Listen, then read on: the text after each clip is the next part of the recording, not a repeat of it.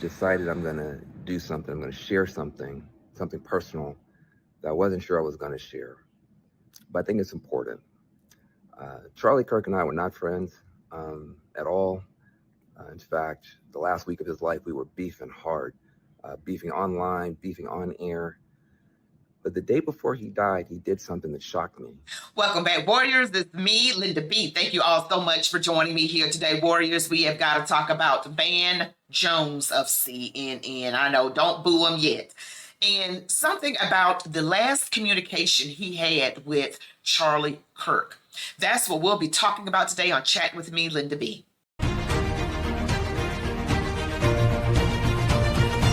All right, Warriors, you know what to do. Don't forget to give me the thumbs up, comment, share, subscribe to my channel, select all notifications, stick around to the end. Let's go. All right, so we know that Charlie Kirk has been memorialized. He was memorialized today, yes, in Glendale, Arizona, at the State Farm Stadium, numerous dignitaries, and it was just absolutely amazing. I did a live on part of it, and I just want to say that now that Charlie Kirk is no longer amongst us on planet Earth, we have certain people coming out in a way trying to atone for their sins. Not that we can't do that on our own. We already know for that. We already know that. But we have Van Jones of CNN. And Charlie Kirk had reached out to Van Jones. I'm going to share with you a couple of clips, and then I will be right back. So Van Jones, who's actually a very pleasant person, he's actually the nicest communist I've ever met in my life, and he's very sweet. I met him during one of my things I shouldn't have been doing, which was advocating for prison reform. I'm atoning for my sins, everybody. Okay. Guys, I've decided I'm going to do something. I'm going to share something personal that I wasn't sure I was going to share. But I think it's important. Charlie Kirk and I were not friends at all. In fact, the last week of his life, we were beefing hard, beefing online, beefing on air. But the day before he died, he did something that shocked me. He sent me a personal message, calling for personal dialogue, wanted me to come on his show. He said we could be gentlemen together. He said we could deal with our disagreements agreeably. And in the past week and a half, just watching people talk about civil wars and censorship and all this stuff coming out of his death, I just thought it was important to let people know, don't put that on Charlie Kirk, because the last day of his life, he was reaching out to have not more censorship, more conversation, more dialogue with somebody who honestly was one of his adversaries, me. And I just want to share that with the world. And I hope that maybe it might help somebody on both sides deal with issues more like he did. Hurt people hurt people. What happened was horrible, but it becomes an opportunity for people to jump on bandwagons. And then for someone like Charlie Kirk, he should be ashamed of himself. No one mentioned the word race, white, black, or anything except him. What people mention is the horror of what happened to this young woman. The story begins when a Ukrainian woman was fatally stabbed last month in North Carolina. The suspect is a black man, and Charlie Kirk and Van got into a public sparring match online. Kirk claimed the murder happened because she was white. Van denounced that as completely unfounded. Kirk then sent out what Van calls a fire hose of tweets challenging his argument, which Van says sparked death threats against him. In the midst of all of this, Kirk reached out to Van in a direct message on X. Hey, Van, I mean it. I'd love to have you on my show to have a respectful conversation about crime and race. I would be a gentleman, as I know you would be as well. We can disagree about the issues agreeably. Now, that message was sent on September 9th. Van says he did not see it until the very next day after Kirk was murdered. Van Jones just wrote a piece about this for CNN.com and is here tonight. I mean, this is extraordinary. So this was received the day before he was killed. Yeah. Look, I mean, we were beefing. We were going at it online, on air. And then after he died, after he was murdered, my team called and said, Van, he was trying to reach you, man. What? And what was he doing? Dialogue. Let's be gentlemen together. He says, let's disagree agreeably. So I'm sitting on this and I'm watching the whole country talk about civil war, censorship, justifying murder. about this guy? This guy is reaching out to his mortal enemy, saying, we need to be gentlemen, sit down together and disagree agreeably. And the next day he's killed. And I've sat on it long enough, and I just said, you know what? We're going to Memorial Weekend for this man. We disagreed. Everybody knows we were not friends, okay, at all. But you praise the good when it's time to memorialize somebody. And what he did, and I didn't even know it, was good. He was not for censorship. He was not for civil war. He was not for violence. He was for dialogue, open debate and dialogue, even with me. So there you go, Warriors. Those were the clips I wanted to share with you. And I did want to go back and play the one on CNN where Van Jones was talking with Abby Phillip about what Charlie Kirk said about the young lady from Ukraine, the refugee who was, her life was taken at the age of 23 while she was sitting on that light rail which is public transportation system in Charlotte, North Carolina.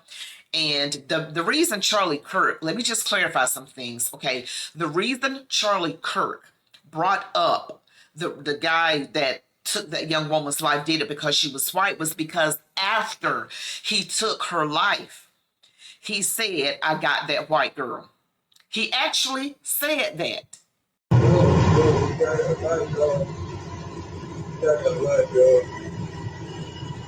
Hopefully you were able to hear that. There was a lot of noise. You had to really listen in a bit.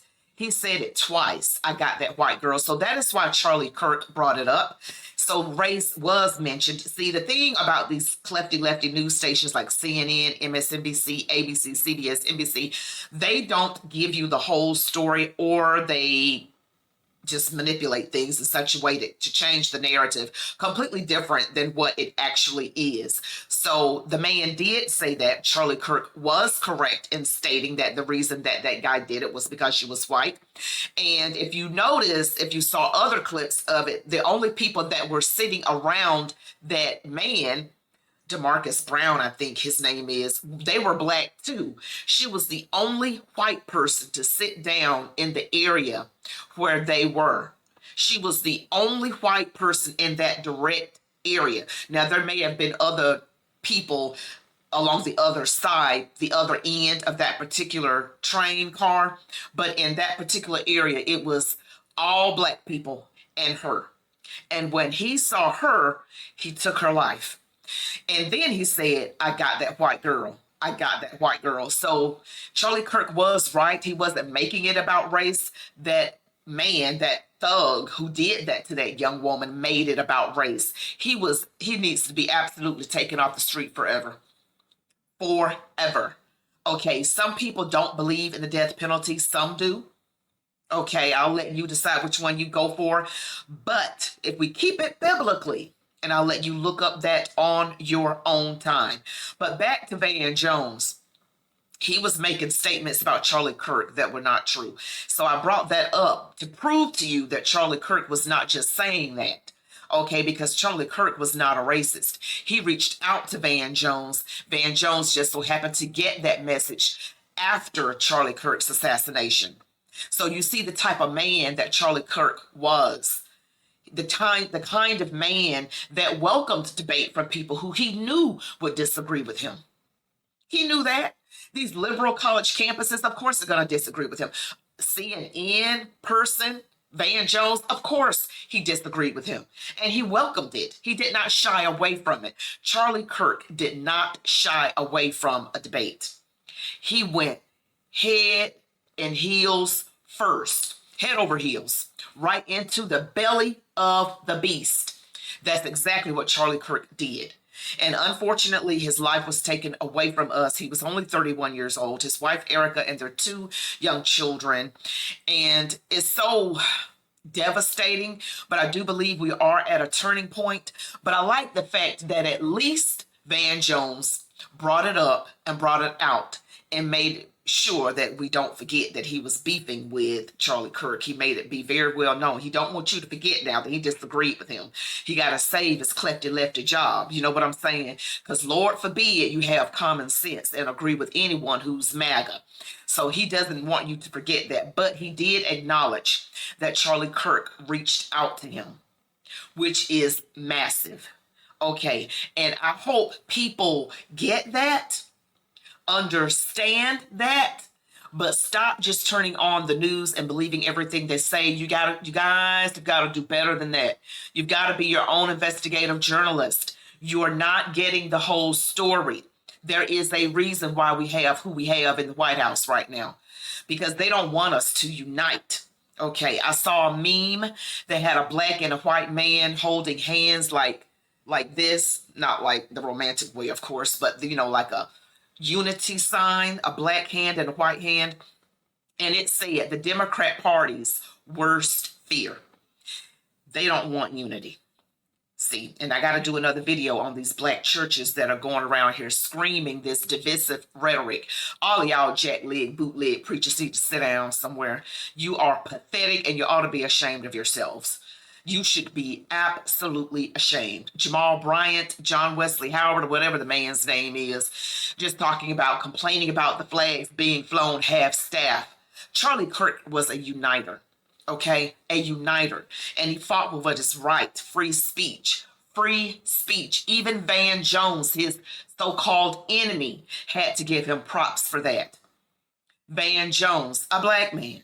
So many other black people can say good things about Charlie Kirk, not the ones out here who never met Charlie Kirk, not them. The ones who knew Charlie Kirk that worked alongside him, like Brandon Tatum and many, many, many others. Terrence K. Williams, lots of others. Okay, but thank you guys so much for watching the video. Don't forget to smash the like button, comment, share, subscribe to my channel, select all notifications. You all be blessed. Love God, your families, these United States of America, and march on, warriors.